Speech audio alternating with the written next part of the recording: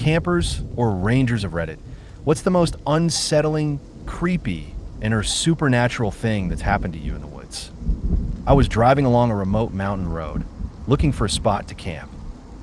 It was well past midnight, and the darkness outside was complete. I was about 50 miles from civilization when I spotted a young woman stumbling down the road. I stopped and rolled down my window, asking if she needed help. Just as I turned to shift something in my passenger seat, I looked back, and she was gone. I quickly jumped out of the car and jogged a little way down the road, calling out, but there was no sign of her. No footprints, no trace at all. Confused, I returned to my car and kept driving. About a mile later, I found a log blocking the road. I got out to move it, and that's when I saw it, a car wrapped around a tree. Steam was rising from the engine. I walked over to check it out. The cab was crumpled beyond recognition, but I could make out a tangle of blonde hair pressed against the driver's side window. A few yards away, I found two more bodies. All three were dead. I was camping in Jasper's Grizzly Corridor, about 12 miles from anything, in late October. I woke up at 3 a.m. to something scraping across the rainfly of the tent. I've never felt fear like that before. It was ice-cold fear that froze me in place. I could barely move. I had bear spray nearby, but that wouldn't do much if a curious grizzly was outside my tent. For a moment, everything went still. Then the scraping started again, this time on the other side of the tent. I focused on breathing, hoping whatever it was would just go away. Then my buddy whispered, "Was that you?" "No." "Shoo."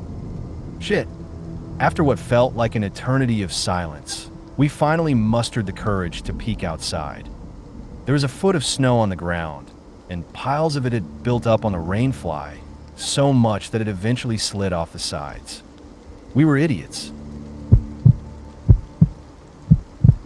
I can't quite remember how old I was, maybe around 9, but I was sleeping in a tent with my cousin. In the middle of the night, I woke up to find a strange man standing in our tent. I don't think he realized I was awake. I was terrified. I tried to wake up my older cousin by pinching her under the covers, but she was completely out of it. I had no idea what to do. The adults were all down the hill, partying. Fortunately, my uncle had spotted the man walking toward our tent from a distance. At first, he thought it was one of our other relatives, but when he noticed that person was actually on the dance floor, he got suspicious. He quickly rounded up a group of the guys, and they surrounded the tent with flashlights. They dragged the guy out, questioned him, and made it clear they'd throw him out if he didn't leave immediately. Meanwhile, my cousin was still snoring away, oblivious to everything happening around her.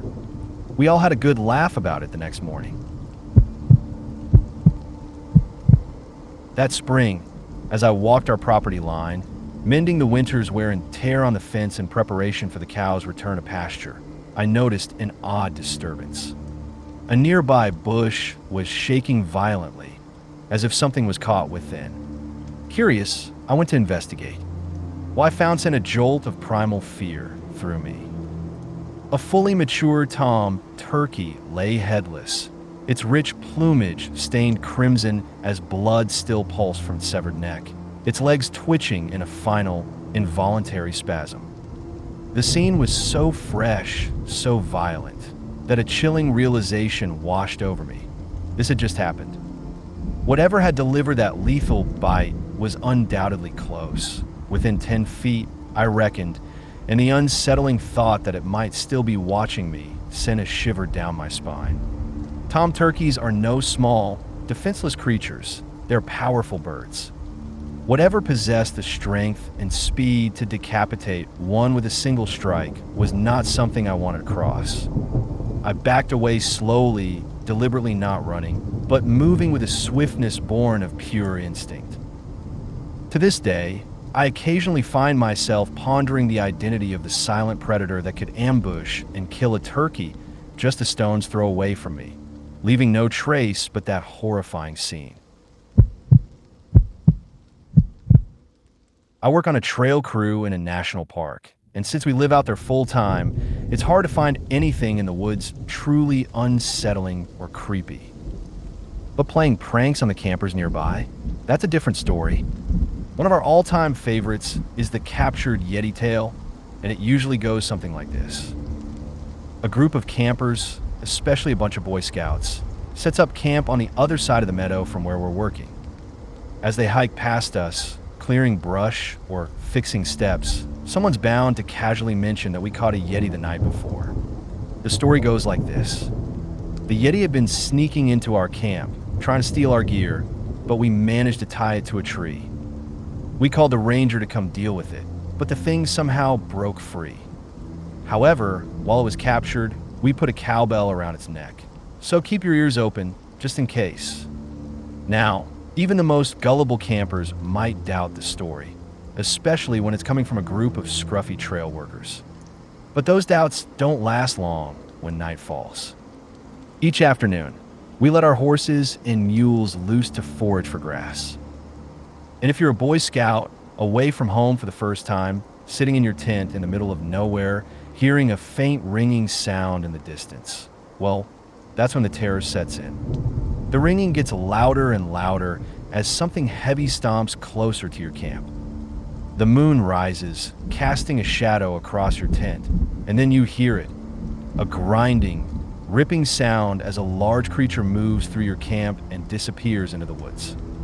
It's a pretty great prank, until the next morning when they try to chase down the squatch and realize they have no idea where our stock went. I was camping in Florida, and after setting up my tent in the middle of the night, I ended up getting up to pee a few times throughout the night. The next morning, I woke up to find a sign over the small creek where I'd been going to the bathroom, saying it was a normal alligator resting area.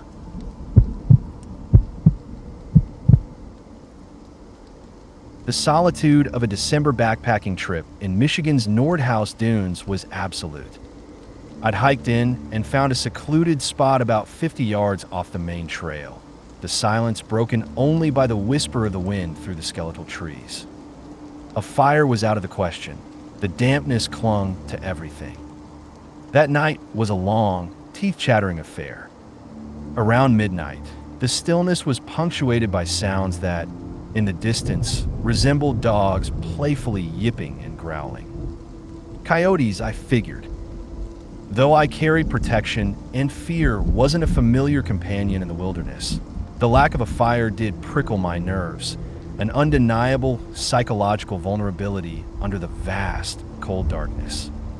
The following morning, I set out for the shore. Barely 200 yards from my campsite, the serene landscape took a macabre turn. There, lying in the sand, was a deer's head. No body, just a severed head, marred by fresh, brutal bite marks. A chilling realization dawned on me. The playful sounds of the previous night weren't games at all. They were the sounds of a kill, the tearing and gnawing as a pack of coyotes devoured a doe just a stone's throw from where I lay shivering in my tent. The silence of the dunes suddenly felt less like peaceful isolation and more like the watchful stillness of predators. I was camping with the scouts about 100 meters from a long hill next to a major highway. In the middle of the night, I woke up to the sound of a big truck blasting its Jake brakes, followed by one of the dads screaming, "No, no, act," like he was getting run over. It was pretty freaky, especially when you're half asleep and everything is pitch black. Turns out he was safely in his tent, but he was having night terrors. The hike out the next day was brutal, though, thanks to the lack of sleep. I was hammock backpacking on a section of the when a mouse ran down the hammock rope straight toward my head. It then went through my sleeping bag, scurrying around for a bit inside before making its escape through the feed hole. I was using a pea pod setup. For the next hour, every little noise I heard felt like another mouse. A few years ago, our church group went on a big camping trip. We reserved a spot at one of those remote campsites that can fit about 100 people, and you need to book a year in advance to get it. It was pretty late when I finally decided to call in night around 1 a.m. Only 3 other people were still up, my friend and 2 older gentlemen who were still chatting away. I headed to my tent and fell asleep almost immediately. The next morning, I heard the story. Apparently, about 15 minutes after I fell asleep, my friend heard screams that sounded like help. Everyone else fell quiet, and they too heard what sounded like distant yelling, though they couldn't make out the words. They grabbed a light and made a quick 5-minute walk in the direction of the sound, but found nothing. My friend was convinced it sounded like someone screaming for help. It's possible, but I'm not sure how likely it is. The main road was about 20 minutes away, and there was only one way in or out of our campsite. There was no reason anyone should have been anywhere near us unless they were actually camping there. No rivers, no attractions, nothing. Even for hunting, you'd be better off heading further into the woods. The next night we stayed up again, but this time there was nothing. I went out with my dad to clear some brush along a trail behind my grandparents' house, which was right on the edge of some incredibly dense forest. We were only out there for about an hour when, out of nowhere, my dad suddenly says, "We should go back." I was pretty young, so I didn't think much of it at the time, but I did find it odd that we were heading back so soon. The next day, we went back to the same spot, and when we got there, we found 5 or 6 trees, each around 4 to 8 inches in diameter, snapped off and lying across the trail exactly where we'd been working the day before. All of them were live trees, and the breaks were about 6 feet off the ground. It was late summer, and the weather had been perfectly calm the night before, so it couldn't have been a storm that caused it. My dad didn't say anything about it, so we just cleared the trees and went back to work. This happened about 20 years ago. Depending on which Native American tribe's beliefs I read, it could have been my spirit guide, a totem, or perhaps even a bad omen. I did end up getting divorced a few years later, but I don't really think this was some kind of warning, especially since it happened 3 or more years before that. At the time, though, I felt like I was experiencing something rare and strangely positive. It's a day I've never forgotten. I was camping in a tent with my family, and I tend to wake up early, especially after a few hours on a cot. So, around 4 a.m., I get up, fumbling around in the dark. I pile some wood into the ring and cheat a little with lighter fluid to get a big fire going, about 3 feet wide and 3 feet high. Now that I've got light, I can make coffee. I sit in my lawn chair about 5 feet from the fire. The river's edge is about 20 feet away, and 15 feet away from me, near the river, is a huge pine tree. Perched on a branch, about 10 feet up, is a large horned owl just sitting there staring at me. He must have been there the whole time, but maybe the sudden brightness of the fire froze him. I'm not sure. I start keeping my movements slow and quiet, sipping my coffee, fully expecting that any moment the owl would spook and fly off. But 20 minutes pass, and he's still there. The fire has calmed down a bit, but it's still a decent size. Then, unexpectedly, the owl doesn't fly away. Instead, he lands on the ground, about 5 feet from the fire and at a 3 o'clock position from where I'm sitting. It felt like he was trying to tell me something. He should have been scared off by the fire by now. He surely shouldn't be comfortable landing so close to it. After about 5 minutes on the ground, he finally took flight and disappeared into the dark, heading toward the river. I really don't know what to make of it, but it's one of those moments that stayed with me.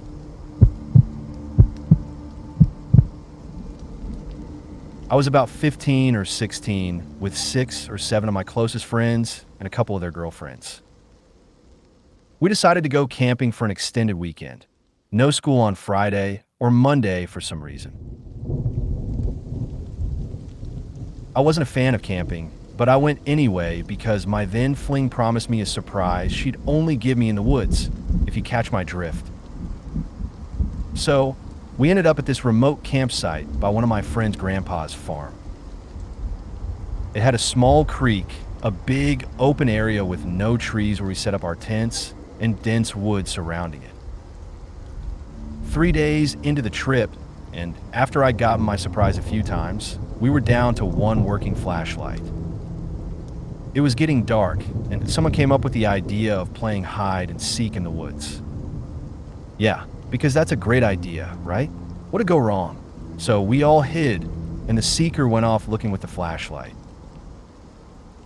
It was fine at first, but by the time it was my turn to be the seeker, it was already so dark the flashlight barely lit anything up. So we all agreed, all right, this is the last round. Then we'll light up the campfire, eat, and crash. I eventually found everyone except for one person. Let's call him Danny. So everyone's back at the campsite, waiting for us. I searched for a while, then decided to check if he was back at camp. He wasn't. At this point, everyone started getting worried, so we all grabbed torches since my flashlight was the only one still working, and went back into the woods to look for him. But we didn't find him. We all went back to the campfire, and everyone figured, let's just wait here for him. If he doesn't come back, we'll search in the morning.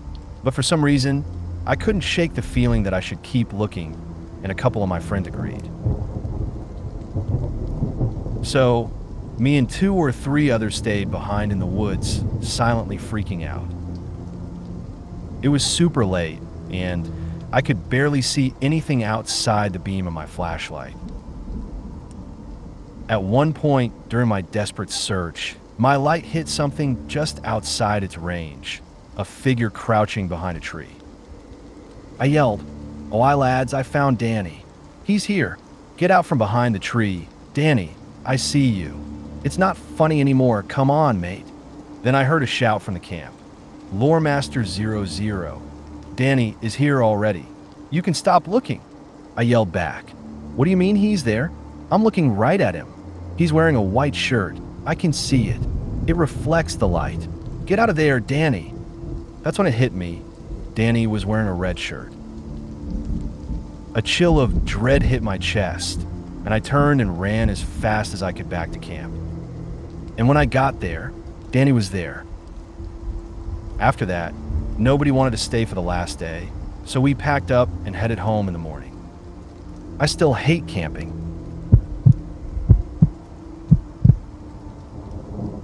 As others have mentioned, animal screams in the night can be pretty unsettling, but the most chilling thing you can stumble upon in the woods is a meth lab. After spending enough time in the wilderness, you get used to the sounds of animals, and you can usually convince yourself there's no real danger. But when you come across a meth lab, there's no way to rationalize it. You know you're in danger. The only thing to do is abort immediately and hope they didn't see you. I've come across 2 of them. The first one was abandoned, and I just happened to stumble upon it. The second one, though, was active. I could sense it before I even saw it, and I knew I had to get out of there fast.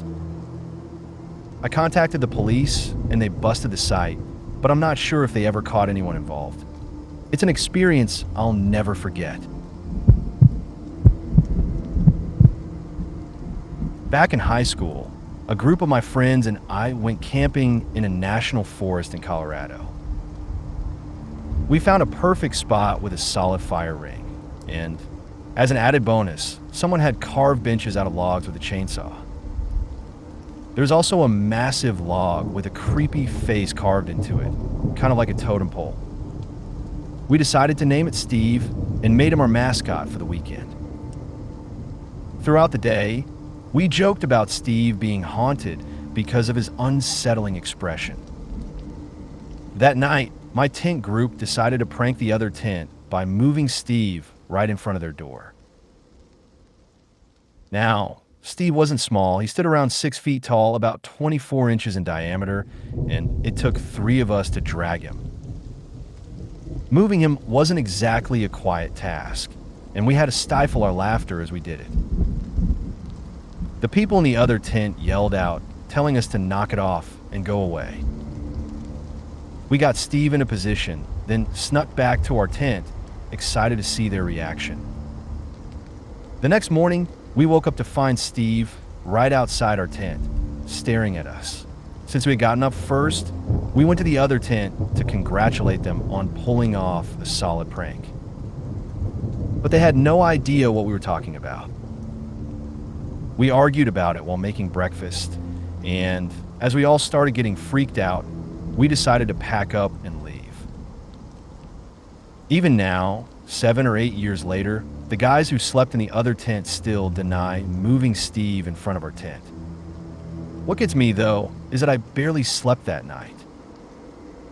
I was awake for most of it, and there's no way I wouldn't have heard someone dragging that giant log over to our tent. To this day, I can't explain it.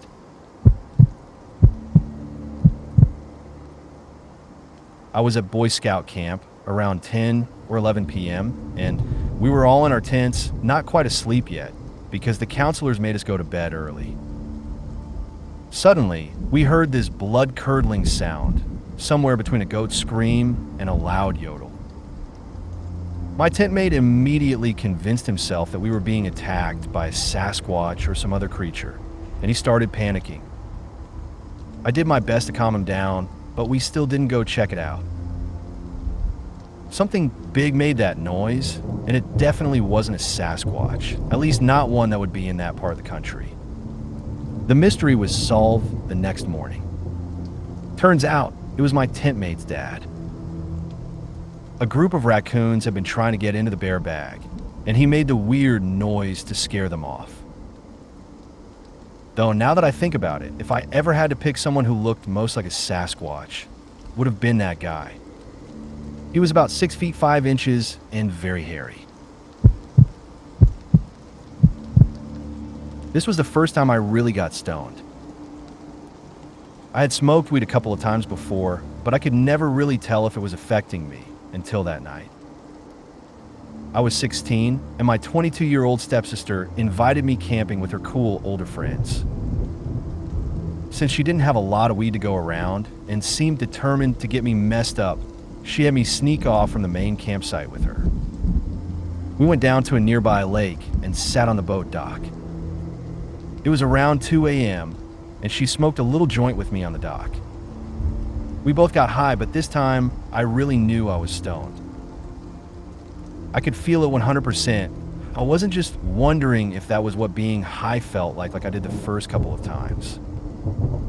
I think my stepsister got a kick out of how messed up I was. We couldn't stop laughing at the stupidest things, but every time I laughed, she would laugh twice as much, which made us laugh even harder. It was such a good time.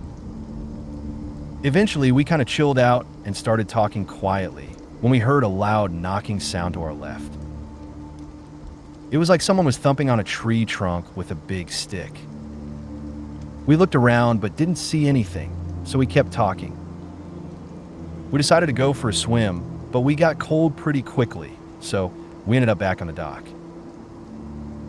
Almost as soon as we settled down, we heard the knocking sound again, this time a little further off.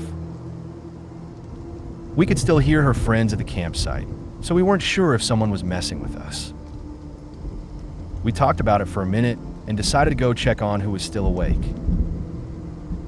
But just as we were getting ready to leave, the knocking came right underneath the dock we were sitting on. We both freaked out, jumping up in panic.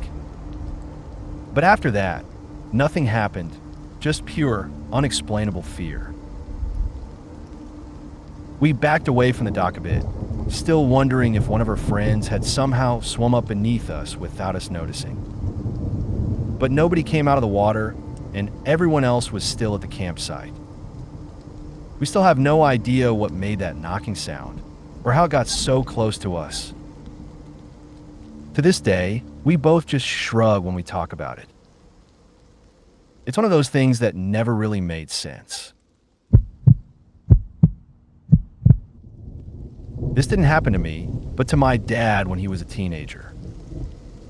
He grew up in the middle of nowhere in British Columbia, where his father ran a trapping business. One winter, his dad sent him out alone to check the trap lines, a 2-day journey through remote wilderness. Along the route, they had a small cabin set up where he could spend the night. After skiing all day, my dad reached the cabin around nightfall. Exhausted, he got into bed and quickly fell asleep. But sometime in the middle of the night, he was jolted awake. Something was moving outside in the fresh snow. Keep in mind, this place was deep in the backcountry, no roads for miles, and only a single narrow trail that he and his dad had cleared. As he lay there, holding his breath, he listened carefully. Whatever was out there was big. He figured it might be a grizzly bear or a moose.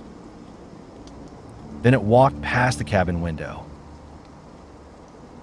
He couldn't get a clear look. He was lying down, and the window was small and high on the wall, but what he did see was enough to shake him. The figure was walking upright, like a person, but it was massive, far too large to be human. And then it was gone. The next morning, my dad went outside to check for tracks. He searched the area all around the cabin, but found nothing. No prints. No broken branches. Nothing. To this day, he's never said exactly what he thinks it was. I've asked if it could have been a dream or maybe another person, but he's always been firm. It was real and it wasn't human. So, any theories?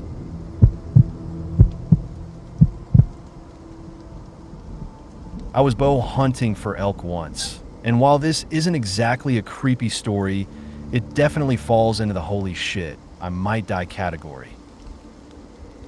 It was late, around 10:30 or 11 p.m., and I was making my way back to camp after covering a ton of ground that day. I was completely wiped, barely putting one foot in front of the other as I stumbled through the woods with my buddy. At some point, we split up to try and relocate the trail we'd lost, and I ended up near the river. That's when I noticed fresh moose tracks and steaming piles of scat. And before I could even process the get out of here instinct, I heard it, a massive moose crashing through the willows, charging straight at me. I couldn't see a thing. There was no moon, just the sound of antlers tearing through brush, snorting, stomping, the unmistakable sound of something huge and pissed off heading my way fast. I turned and ran, panicked, trying to sprint through a patch of clear cut where logs and branches were still strewn all over the ground.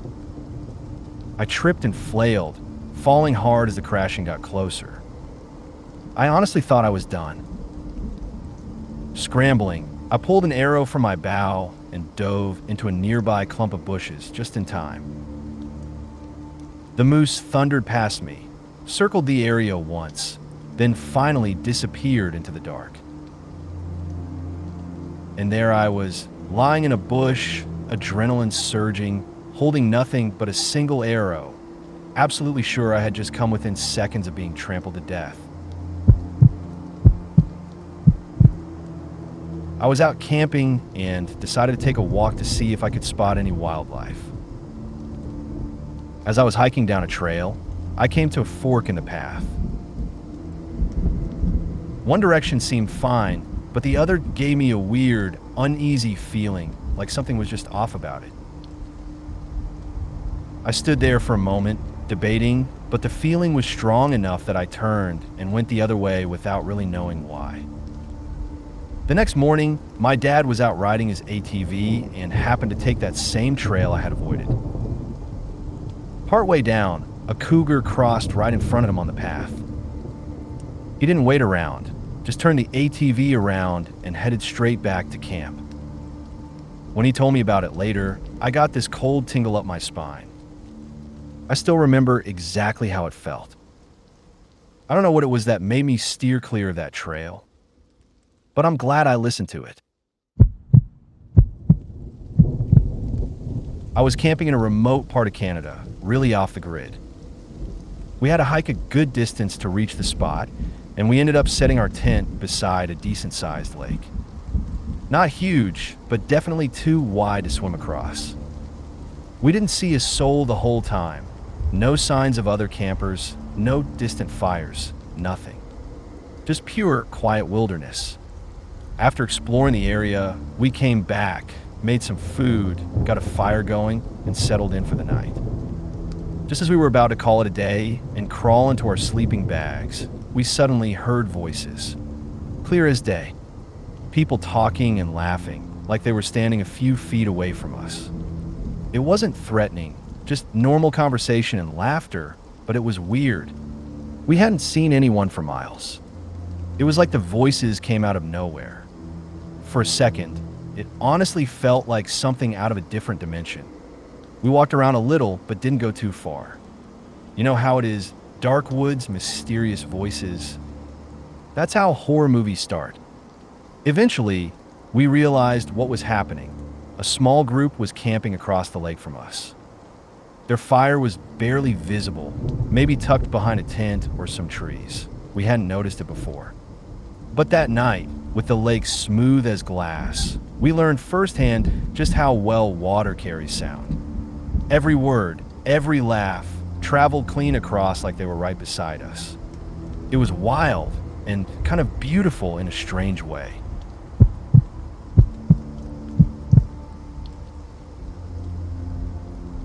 A couple of years ago, my girlfriend, our dog, and I went camping at Muleshoe Bend on a Monday. It was peaceful, quiet, beautiful, and completely empty by the time evening rolled around. Most people had come out during the day just to see the fields of bluebonnets by the water, but by sundown, it felt like we were the only ones left. Everything was going fine, though my girlfriend was a little uneasy. She'd never camped somewhere so isolated before. No other tents, no distant voices, no headlights on the horizon. Just us. Around midnight, both our phones died. No big deal, we figured, and we decided to call it a night. That's when our dog suddenly stood up in the tent, stiff and growling low. At first, we told him to settle down, thinking he was just spooked by the wind or some animal outside. But then we heard it too. Faint, distant sounds. Shifting pitches, like music, but not the kind you'd play around a campfire. It was strange, rhythmic like chanting. Not yelling or screaming.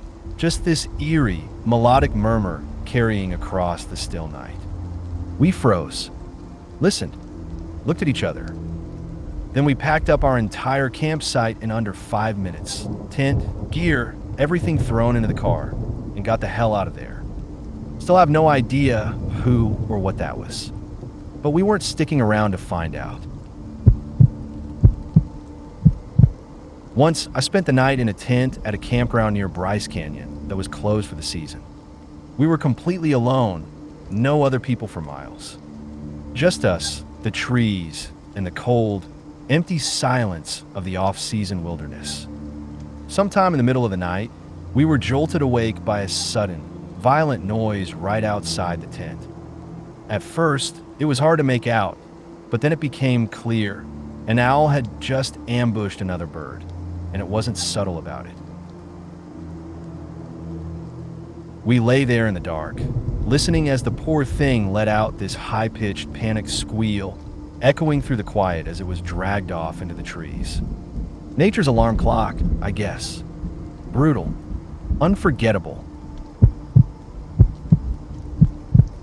I live in the Colorado Rockies, so encounters with mountain lions, bears, elk, and moose are just part of the territory.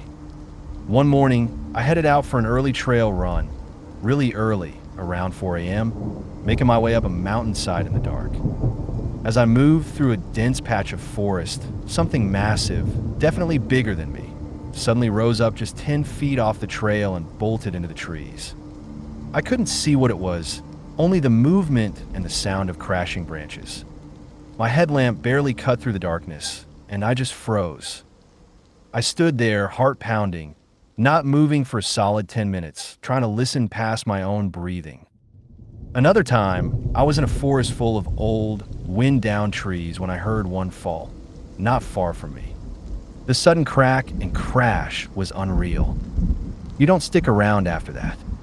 Nothing makes you want to clear out of a forest faster than the sound of the woods shifting around you. I've camped a lot over the years, and honestly, not much spooky or wild has ever happened to me, except for one moment that still sticks with me. A buddy and I were doing an early morning hike up to McAfee Knob in Virginia to catch the sunrise. It was still dark out, and we were maybe halfway through the 4-mile climb. We weren't really making much noise, which in hindsight, we probably should have been, especially in bear country. Suddenly, my friend stops dead in his tracks. He swears he just saw eye shine up ahead, maybe 40 yards off the trail. He freaked out, convinced it was a mountain lion.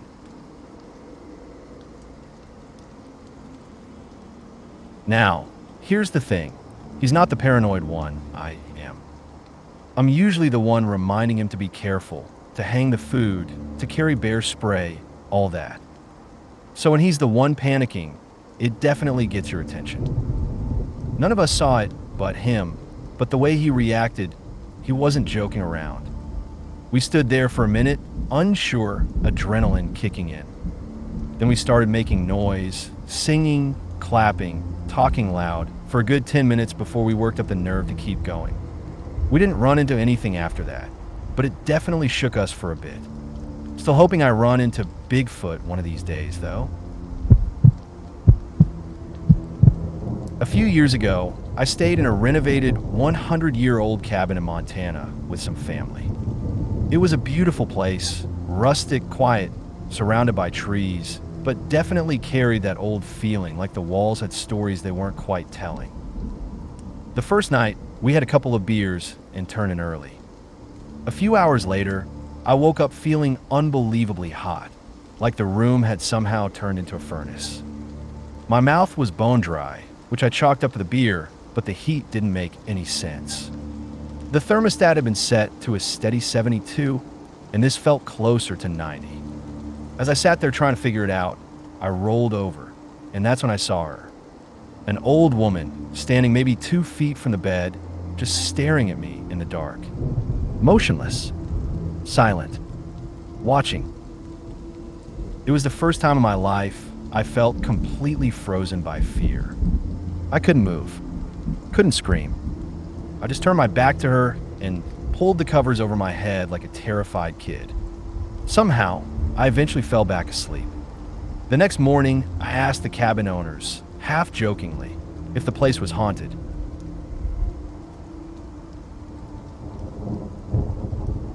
They kind of brushed it off with a shrug, but I could tell they didn't seem entirely surprised. That night, things got weirder. All of us heard distinct footsteps coming from the upstairs bedroom, which importantly, no one was using. When we went up the next day to check it out, every one of us got that same awful feeling. The air felt heavy. The hairs on our necks stood up. No one wanted to be up there for long. It's still the most afraid I've ever been in my life. Something about that place just didn't want to be alone. We were camping across the road from the aftermath of a recent forest fire. The burn had mostly passed through, but here and there, small patches still smoldered. During the day, firefighters were on site, keeping an eye on it, making sure nothing flared up. That night, our first in the tent, things were quiet until they weren't. Out of nowhere, we heard a massive crack echo through the forest, followed by a thunderous crash. The top half of a huge pine tree had just snapped off and slammed into the scorched ground about 150 yards from our tent, and the moment it hit, it erupted into flames. The fire lit up the night, and the sound alone was enough to make your heart stop. It scared the absolute hell out of us. Let's just say, we didn't sleep much after that. I wasn't a ranger, but I was hiking the Grand Canyon when I found myself stuck behind a tour group on mules.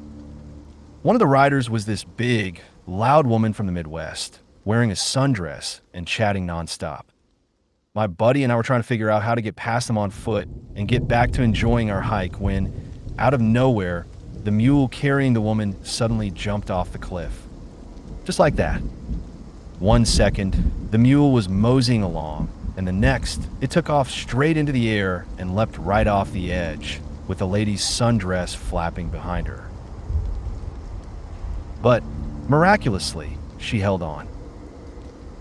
My buddy and I looked at each other, trying to process what we'd just seen, then sprinted to the edge of the cliff. There they were, a switchback down about 30 feet. The woman was babbling, still gripping the mule, while the mule calmly chewed on some plants, looking completely unfazed, like it was just another day. How it didn't break anything, I'll never know. But I'll tell you one thing, it definitely shut that woman up. That mule? Pure genius. If you made it to the end of the video, thanks for watching. Don't forget to like, subscribe, and share, and we will see you in the next video.